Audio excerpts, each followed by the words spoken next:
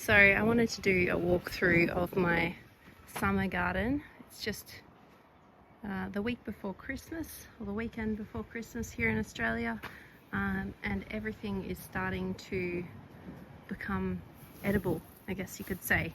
So these plums, I had one of them the other day fall off the tree and it was caught in the net, and it was a hot day. It had been warmed by the sun and it basically just melted in my mouth like jam. It was one of the best things I've ever eaten. I've done some pruning on these pears here, so just a summer prune to get rid of a lot of the vertical growth and inhibit some of the more, I guess, aggressive growth. And then we've got our herb beds. The beans are doing really well. They're starting to climb up here. I picked quite a few yesterday. I'm not sure if there are many today. There's some little baby ones there. Here's one of the king purple beans. That colour is just beautiful. It's like this deep, deep purple. I picked my first tomatoes yesterday. Some of the black cherries. And a couple of tomatoes as well. I've got this variety here which my beautiful Italian neighbour gave me.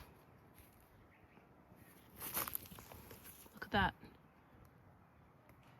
How wonderful is that?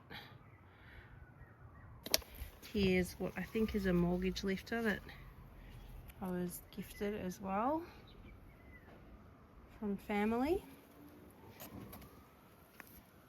And we've got my little pumpkin seedlings in between the zucchinis, which I picked a few zucchinis the other day. Managed to get a few that pollinated. I'm still having a bit of an issue.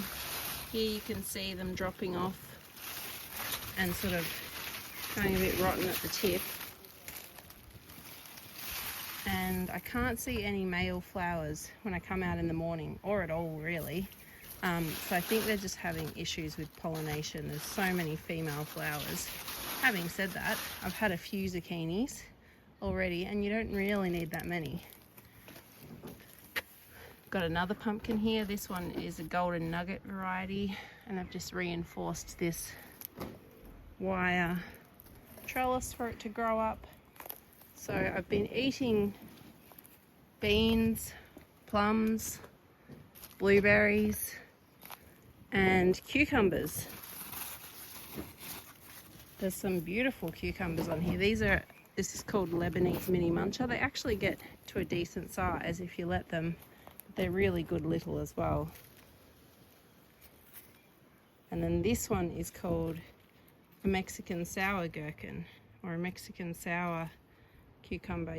Almost looks like a little baby watermelon.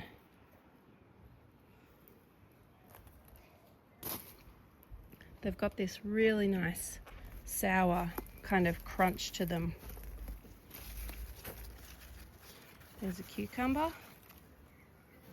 I've just been coming out and eating them in the garden. Honestly, as I'm gardening, I'll have 2 or 3 cucumbers every day.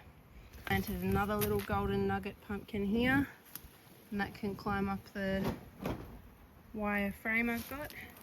Check out these self-seeded tomatoes. This is what happens when you don't prune your tomatoes. In my last video I spoke about pruning tomatoes, but these ones are just self-seeded down the back here where I've planted some more fruit trees. These ones are just self-seeded. There's probably anywhere between 4 and 10 plants in here, and they've got little tomatoes on them. Cherry tomatoes, of course. And I've got some over here too. You can really see how tomatoes are a vine, how they just climb up things. And these are climbing up this temporary fencing, which will become the new chook pen area soon enough. Here I've got my Satsuma blood plum tree. It's doing really well. Little persimmon, which I've got high hopes for.